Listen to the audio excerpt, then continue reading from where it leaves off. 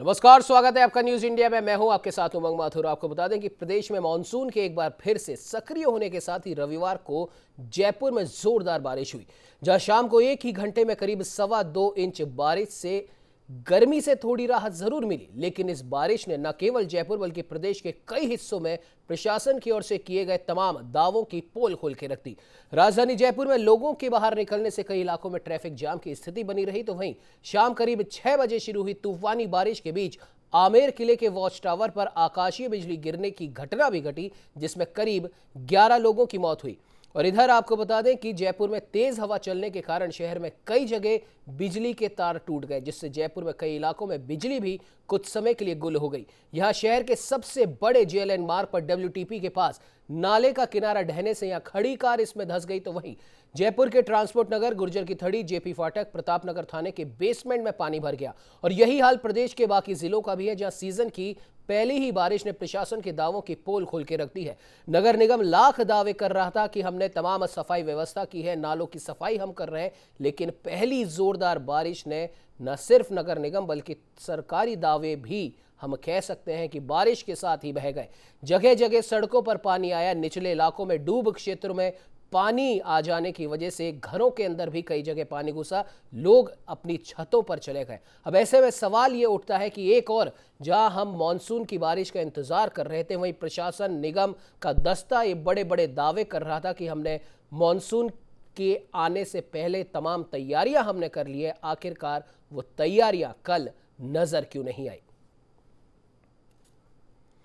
तो इस खबर पे ज्यादा जानकारी के लिए हमारे साथ जयपुर से संवाददाता लोकेश नागर फोन लाइन पे जुड़ चुके हैं। लोकेश, जानना चाहेंगे, निगम आप देखते हैं और बारिश से पहले भी, मानसून के आने से पहले भी हमने इस बारे में चर्चा भी की थी और आपने भी निगम जाके तमाम मेयर से भी आपने बात की थी। उन्होंने कहा था कि मानसून के आने से पहले हमारी टीम तैयार है, जगह जगह हम नालों की सफाई करवा रहे हैं। लेकिन कल जो बारिश हुई, आफत की बारिश जिसे कह सकते हैं, कई दर्दनाक हादसे उस बारिश की वजह से घटित हुए। लेकिन अगर हम जयपुर की सड़कों का नज़ारा देखें तो सिटी एरिया के अंदर, ट्रांसपोर्ट नगर में और कई ऐसे निचले इलाके या डूब क्षेत्र जो है, वहां पर पानी ने भारी तबाही मचाई है। नालों का कचरा सड़क पर आ गया, लोगों के घरों में घुस गया।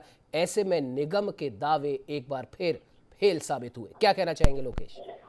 निश्चित रूप से उमंग, जो निगम के दावे थे उनकी पोल पहली ही बारिश ने खोल दी है। नगर निगम ग्रेटर और हेरिटेज दोनों ही निगमों की बात करें तो दावे बड़े बड़े किए जा रहे थे। तमाम जो इलाके हैं उनमें सफाई का अभियान चला रखा और बारिश से पहले ही सभी जो नाले हैं उनकी सफाई करवा दी जाएगी और जयपुर को कोई परेशानी नहीं होगी। इस प्रकार के दावे नगर निगम ग्रेटर और हेरिटेज की ओर से किए गए।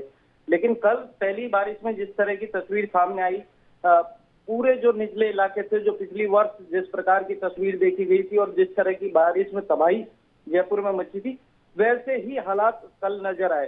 केवल कागजी खाना पूर्ति की गई, ये निश्चित रूप से साफ नजर आया।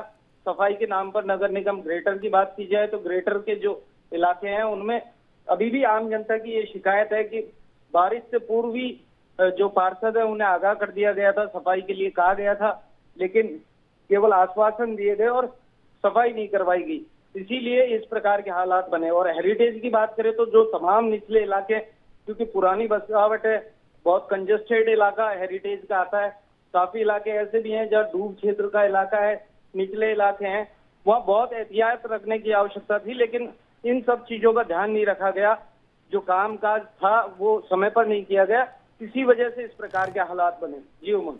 बिल्कुल लोकेश, क्या आपको नहीं लगता कि इसकी सबसे जो बड़ी वजह रही इतनी बड़ी लापरवाही की कि न सिर्फ सरकार बल्कि निगम प्रशासन भी आपसी खींचातान में ही लगा रहा? भले ही वो मेयर मुनेश गुर्जर, माफ कीजिएगा, मेयर का मामला हो, ग्रेटर मेयर का मामला हो, या फिर आपस में जो निगम में भी जो खींचतान देखी गई, आरोप प्रत्यारोप यहाँ पर देखे गए। और उस समय भी हमने सवाल उठाया था कि आपसी खींचतान में आम जनता की क्या गलती है? आम जनता को तो तमाम साफ सफाई की चीज़ें देखनी ही पड़ेंगी। वो जनता जो सड़कों पर निकलती है, जो रोज सड़कों पर निकलती है, उनके बारे में कौन सोचेगा? क्या लगता है लोकेश आपको? निश्चित रूप से उमंग, क्योंकि राजस्थान सरकार ने एक बेहतर उद्देश्य के साथ दो निगमों में जयपुर शहर का बंटवारा किया था, नगर निगम ग्रेटर और हेरिटेज। और ये कल्पना की थी कि ज्यादा जनप्रतिनिधि चुनकर आएंगे ज्यादा प्रशासनिक अमला होगा तो चीजों को ज्यादा बेहतर तरीके से किया जा सकेगा और जयपुर की जनता को ज्यादा सुविधाएं उपलब्ध करवाई जा सकेगी। लेकिन जिस प्रकार से नगर निगम ग्रेटर और हेरिटेज अपने गठन के बाद से ही राजनीति का केंद्र बन गए, चाहे वो मेयर का मामला हो या अन्य जो समितियों के गठन का मामला हो, सभी जो पार्षद हैं, चाहे वो कांग्रेस के हो, बीजेपी के हो, सभी राजनीतिक रूप से सक्रिय नजर आते हैं। लेकिन आम जो जनता है उसके कामकाज को लेकर कहीं कोई सक्रियता अब तक नजर नहीं आ रही है। वहीं आपको बताएं, बजट की कमी का हवाला दिया जाता है। राज्य सरकार की ओर से संसाधन दोनों निगमों को उपलब्ध करवाए गए हैं, लेकिन एक इम्प्लीमेंट की आवश्यकता होती है। जो जनप्रतिनिधि हैं वो अपने अपने वार्ड में जो डिमांड्स होती है उन्हें पूरा कराने के लिए ही जनता उन्हें चुनकर निगम भेजती है। लेकिन निगम में पहुंचने के बाद जिस तरह की तस्वीर ग्रेटर और हेरिटेज में नजर आ रही है, कहीं ना कहीं राजनीतिक रोटियां सेकने का काम हो रहा है और आम जनता के जो कामकाज है उन्हें दरकिनार कर दिया गया। इसी का नतीजा है कि जयपुर शहर की जनता को ये दंश हर वर्ष बारिश के समय झेलना पड़ता है। और जिस प्रकार की तस्वीर कल नजर आई, आने वाले समय में यदि कोई तेज बारिश होती है या ऐसे हालात बनते हैं तो और स्थितियां बदतर हो सकती हैं। इससे मना नहीं किया जा सकता।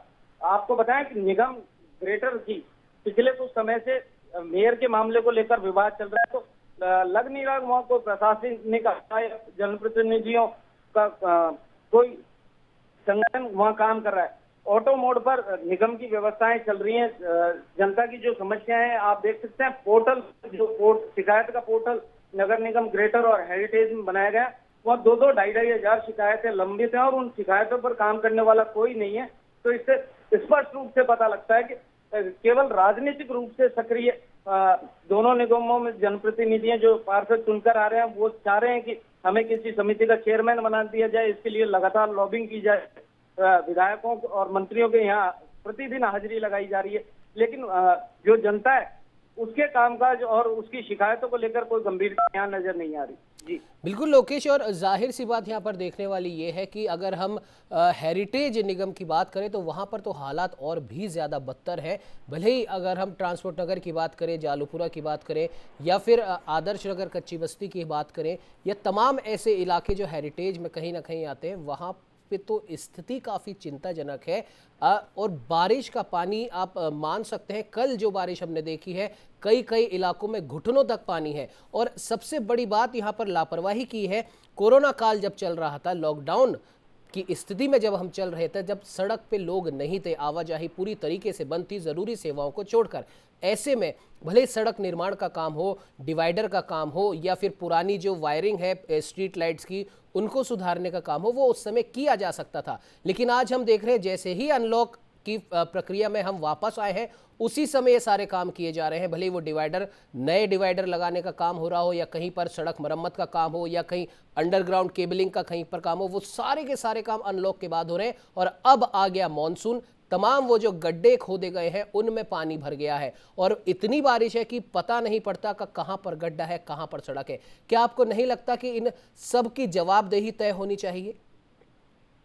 निश्चित तौर पर नगर निगम हेरिटेज में पुरानी बसावट है और निचला काफी सारा इलाका हेरिटेज में आता है, तो बहुत सतर्कता की आवश्यकता थी। और समय पर अगर इन कामों को किया जाता तो लॉकडाउन के समय जब सारी व्यवस्थाएं बंद थी, आम जनता सड़कों पर नहीं थी, तो आसानी से इस कामकाज को किया जा सकता था। नाले सफाई का काम हो या फिर मानसून को ध्यान में रखते हुए जो प्री तैयारी निगम को करनी थी वो की जा सकती थी। लेकिन नेताओं की लापरवाही और आपसी खींचतान के चलते मौका यहाँ गवा दिया गया और आज इस तरह की जो स्थिति है ये निगम हेरिटेज में पैदा होगी। बहुत खतरनाक और चिंताजनक स्थिति है कि जो गड्ढे बनाए गए हैं उनमें इस समय पानी भर गया और 4-4, 5-5 फुट तक, घुटनों तक जब पानी होता है तो व्यक्ति को पता नहीं होता कौन सी जगह ये जानलेवा गड्ढा होगा। तो ये एक बड़े हादसे का भी कारण हो सकता है। घोर लापरवाही यहाँ निगम प्रशासन की ओर से नजर आई है। निश्चित तौर से हर बार ये दावे किए जाते हैं मानसून से पहले कि निचले इलाकों में जो लोग बचे हुए हैं वहां निगम ने पट्टे जारी कर दिए और इस बार भी राजस्थान सरकार ने दूर क्षेत्रों में अभियान चलाकर पट्टे बांटने की एक योजना शुरू की है। तो हम आपको बता रहे हैं, जब डूब क्षेत्र में या निचले इलाकों में जब लोग रहते हैं तो बारिश के समय बहुत खतरनाक स्थितियां वहां बनती है, बहुत तेजी से वेग से पानी नीचे जाता है। ऐसे में पिछली बार हमने देखा था नगर निगम के कई इलाकों में जो निचले इलाकों में लोग रहने वाले थे उनके घरों में मलबा भर गया था। छतों पर जाकर उन्होंने अपनी जानों को बचाया था। वहीं कई लोग इस मानसून के पानी की चपेट में आने से अपनी जान से भी हाथ धो चुके थे। तो कहीं ना कहीं आवश्यकता थी इस समय थोड़ी सावधानी बरतने की, और समय पर इस काम को किया जा सकता था, लेकिन राजनीतिक उठापटक और आपसी खींचतान के चलते हुए दोनों ही निगम राजनीति का एक बड़ा केंद्र बन गए। ऐसे में आम जनता की जो समस्याएं हैं उनको लेकर कहीं दोनों ही निगमों में गंभीरता नजर नहीं आ रही, और जनप्रतिनिधि अपने अपने जो मौके हैं उन्हें सेकने के लिए तमाम जो प्रयास वो कर रहे हैं। क्योंकि नगर निगम हेरिटेज की बात की जाए तो वहाँ समितियों का गठन अभी तक नहीं हुआ है। ऐसे में सभी पार्षद अपने अपने लिए चेयरमैन का पद जुटाने के लिए बड़े बड़े नेताओं के यहाँ हाजिरी लगा रहे हैं, लेकिन आम जनता की समस्या को लेकर जो सक्रियता उनकी निगम में रहनी चाहिए वो निश्चित रूप से जयपुर शहर में कहीं नजर नहीं आ रही है। बिल्कुल लोकेश, आपने बिल्कुल सही कहा। कहीं ना कहीं अगर हम कल की बारिश की बात करें तो न सिर्फ जयपुर की चार दीवारी से लेकर सांगनेर, मालवीय नगर, तमाम ऐसे इलाके हैं जो इस भारी बारिश की चपेट में आए हैं और यहाँ पर अव्यवस्थाएं एक के बाद एक इलाकों में देखी जा रही है। एक प्रसिद्ध जेएलएन रोड पर ही डब्ल्यूटीपी के पास की हम बात करें, वो वीआईपी रोड कही जाती है, सीधे एयरपोर्ट की ओर वो रास्ता जाता है, कई वीआईपी मूवमेंट वहां पर होते हैं, वो रोड तक धंस गई। आप सोचिए पहली बारिश में वो रोड ने भी जवाब दे दिया। एक कार वहां पर जो वहां पर खड़ी थी वो नाले के और आ गई वो। और सबसे बड़ी बात यहां पर देखने वाली ये है कि समय रहते अगर ये सारे काम किए जाते, क्योंकि हमने पिछली बार भी देखे और अक्सर हमने देखे, भले वो मानसरोवर का इलाका हो या फिर बीजेपी ऑफिस सिविल लाइंस के आसपास का इलाका हो, अक्सर यहाँ पर रोड धंसने के मामले सामने आए हैं। कारण सबको पता है कि ये क्यों धंसी है रोड यहाँ पर, लेकिन उसके बाद भी पुख्ता इंतजाम नहीं कराए जाते। लोकेश, युमंग, निश्चित तौर पर नगर निगम हेरिटेज और ग्रेटर में जो पुरानी सीवरेज लाइनें डली हुई हैं उन्हें काफी समय हो गया है, जिसकी वजह से समय समय पर ऐसी घटनाएं सामने आती हैं। पिछले वर्ष इसी समय मानसून के समय बीजेपी प्रदेश कार्यालय जो एक पॉश इलाका माना जाता है उसके सामने सड़क धंसी थी और उसमें टेम्पो समेत 5 से 6 आदमी गड्ढे में धंस गए थे। तो एक बड़ा हादसा उस समय सामने आया था। उसके बाद परिवहन मंत्री प्रताप सिंह खाचरियावास मौके पर पहुंचे थे, निगम के तमाम आला अधिकारी और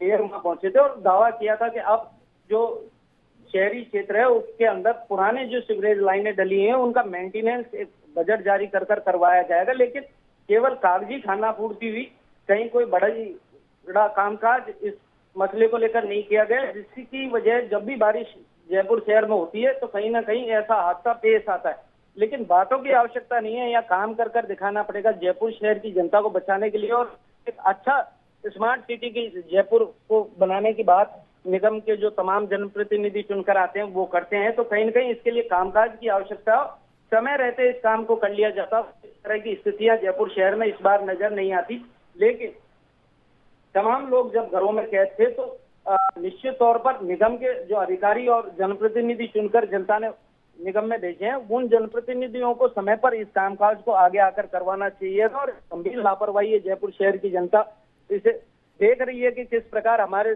चुने हुए जो जनप्रतिनिधि है वो हमारे ही कामों को लेकर लापरवाही कर रहे हैं। इस तरह की बड़ी शिकायतों की एक फहरिस्त है, 600 से ज्यादा ऐसे इशू हैं जो निगम में पेंडिंग है, जिन शिकायतों को लेकर जयपुर शहर की जनता मानसून से पहले निगम पहुंची थी, लेकिन उन गंभीर शिकायतों पर भी कामकाज नहीं हो पा रहा है, चाहे वो आयुक्त हो या फिर जोन में लगे हुए डीसी हो या तमाम जो कर्मचारी लगे हुए हैं, उनको लगातार शिकायत की जाती है और पहले ही आगाह कर दिया जाता है कि यहाँ बड़ा हादसा हो सकता है। आप बात करें हेरिटेज की, तो हेरिटेज में अभी भी सैकड़ों ऐसी जर्जर बिल्डिंग हैं जिनका स्मार्ट सिटी प्रोजेक्ट के तहत बाहर से मेंटेनेंस कर दिया गया है, लेकिन पीछे बड़े बड़े खंडर खड़े हैं और इस मानसूनी बारिश में कभी भी कोई बड़ा हादसा वहां घट सकता है। लेकिन इसको लेकर भी अभी तक निगम द्वारा कोई गंभीर कदम नहीं उठाया गया, कोई ठोस कदम नहीं उठाया गया, जबकि लगातार जयपुर शहर की जनता शिकायत करती है कि ये पुरानी जो जर्जर बिल्डिंगें खड़ी हैं जिनकी पीछे की दीवारें बिल्कुल जर्जर है,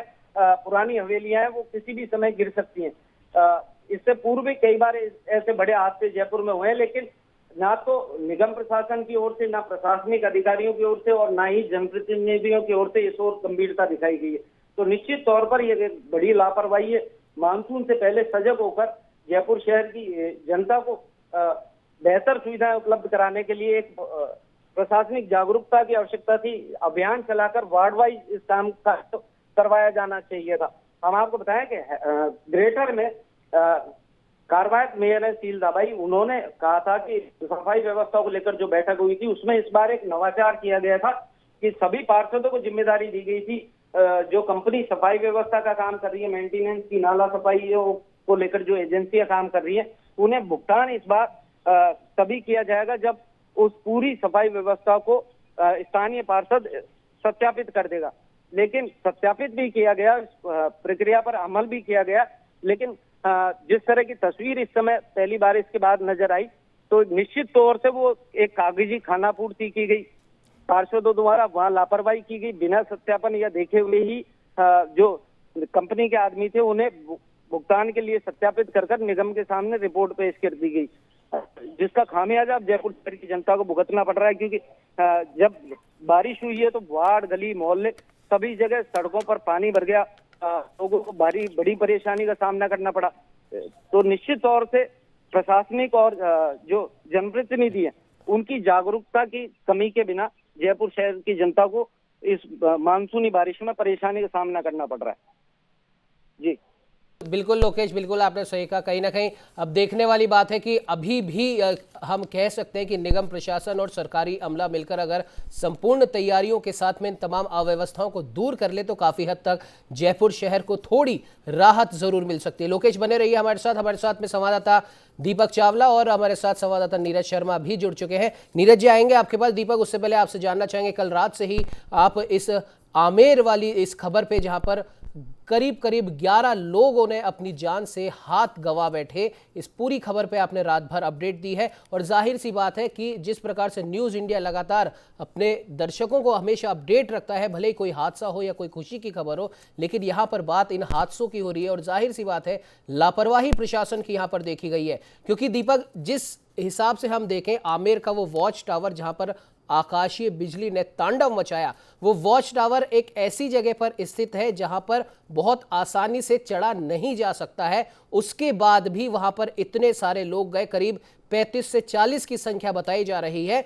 और वहां पर जब बिजली गिरी तो जाहिर सी बात है अफरा तफरी मचना लाजमी था। क्या आपको नहीं लगता दीपक कि प्रशासन को समय रहते सचेत हो जाना चाहिए था? क्योंकि ऐसी कोई भी टूरिस्ट प्लेस होती है जो ऊंचे इलाकों में होती है, जहां पर जगह बहुत कम होती है, वहां पर अगर मौसम बिगड़ता है तो प्रशासन सावधान जरूर करता है कि अब आप यहां से चले जाइए, मौसम बिगड़ रहा है, कुछ भी हालात हो सकते हैं। लेकिन ऐसा नहीं देखा गया और अभी भी प्रशासन इससे चेता नहीं है। हालांकि वॉच टावर के आसपास सतर्कता बढ़ा दी गई है, लेकिन अभी भी लोग जाने शुरू हैं। और कोरोना काल, हालांकि दूसरी लहर का संकट काफी हद तक कम हो गया है, अनलॉक सरकार ने जारी कर दिया और इस अनलॉक का फायदा लोगों ने इस प्रकार से उठाया। कल जल महल क्षेत्र की हम बात करें, आमेर की पहाड़ियों की हम बात करें, ये तमाम ऐसे जो पर्यटक स्थल है वहां की बात करें, इतनी बड़ी संख्या में भीड़ वहां पर पहुंची है कि ऐसा लगा कि मानो कोरोना काल खत्म हो चुका है, कोरोना इस देश से विदा ले चुका है। क्या कहना चाहेंगे दीपक?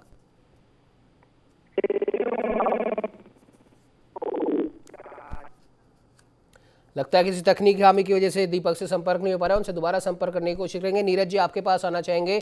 जयपुर शहर के डूब क्षेत्र में 10 लाख पट्टे बांटे जाने की खबर सबसे पहले न्यूज़ इंडिया ने ही अपने दर्शकों को बताई थी और इस पर सवाल भी उठाए थे।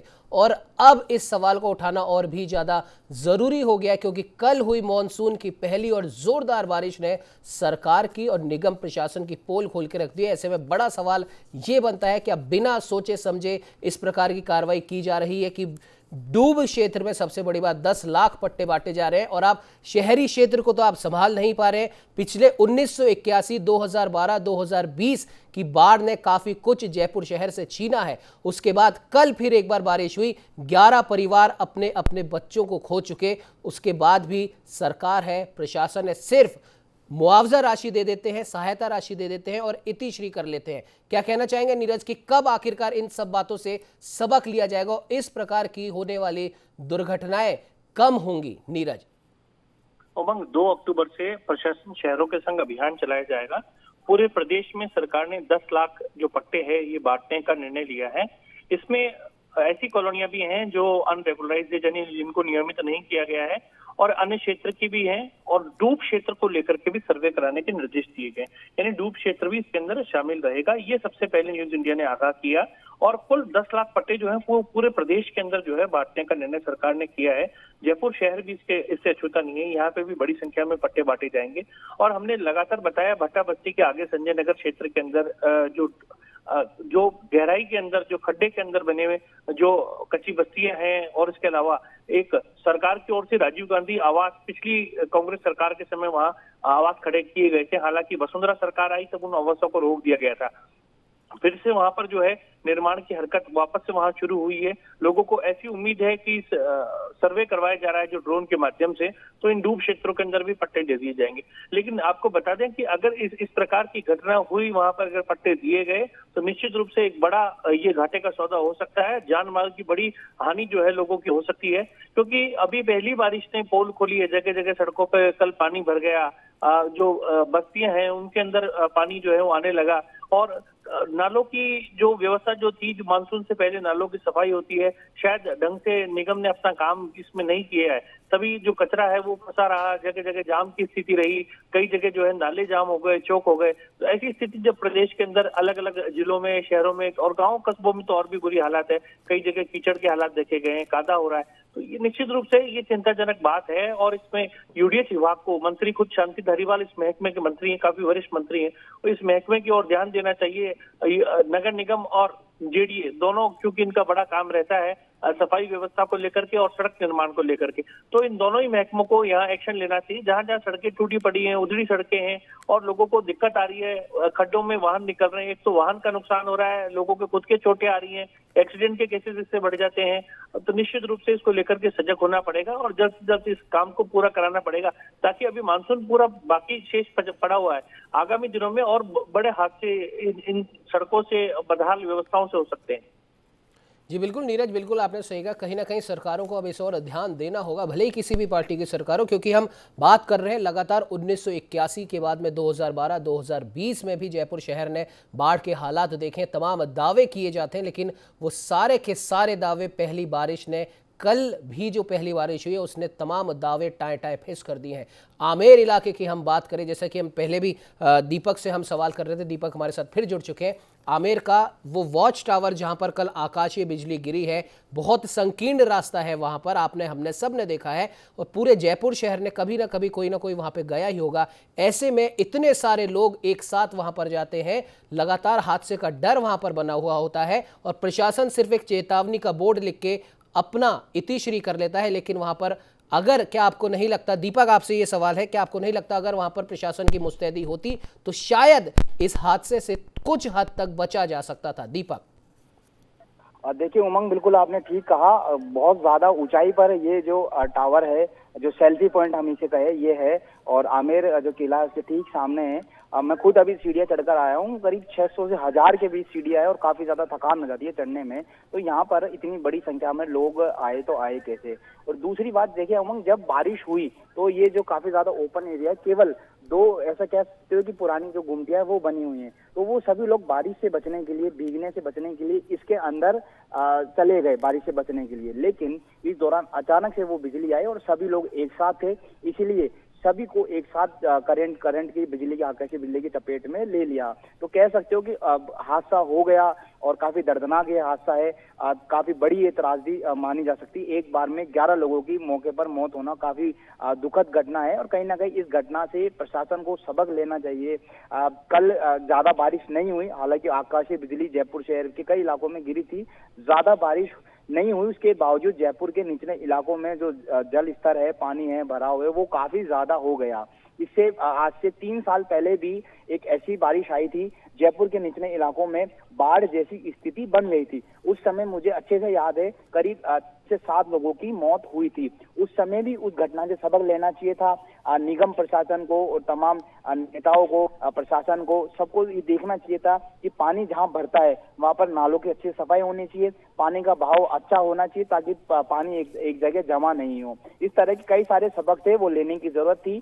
लेकिन जब से सबक नहीं लिया और दूसरी कल फिर घटना हो गई, तो कह सकते हो कि सबक यहाँ पर प्रशासन को जरूर लेना होगा, वरना इस तरह के हादसे होते रहेंगे और इसको कोई नहीं रोक सकता और बाद में सिर्फ पीटने के लिए लकीर रह जाएगी। तो प्रशासन को इस और ध्यान देना चाहिए। जल स्तर, कई जगह ऐसे नाले हैं, बड़े बड़े नाले हैं, उनको चिन्हित करना चाहिए नगर निगम टीम को कि उन नालों के पास में बोर्ड लगाए, बैरिकेड्स लगाए, या प्रशासन के किसी अधिकारी को, पुलिस को, होमगार्ड को, किसी जवान को वहां पर खड़ा करे। जब बारिश आ जाए तो वो लोगों को गाइड करे कि यहाँ पर ना जाए, क्योंकि खतरे की पॉइंट है। करतारपुरा नाले की अगर बात करें तो वहां पर भी कुछ सालों पहले आयुष नाम का एक युवक बह गया था, उसकी डेड बॉडी 7 दिन बाद मिली थी। वो जगह भी बारिश में काफी ज्यादा उसका बहाव जो है पानी का ऊपर आ जाता नाले का, तो वहां पर भी हादसा है। ऐसे कई सारे, मानसरोवर द्रवती नदी की मैं बात कर लूं, ऐसे कई सारे जगह है, उनको चिन्हित करने की जरूरत है। अगर प्रशासन चिन्हित काम नहीं कर सकता तो न्यूज इंडिया बाकायदा एक खबर चला के उन ऐसे एरिया को जिनको बारिश में कह सकते हो कि डेड स्पॉट वो हो सकते हैं, उनको न्यूज इंडिया खबर चला देगा। लेकिन प्रशासन को उस पर होमवर्क करना पड़ेगा, काम करना पड़ेगा, मेहनत करनी पड़ेगी, तभी जाकर ऐसे हादसों को उमंग पहले से रोका जा सकता है।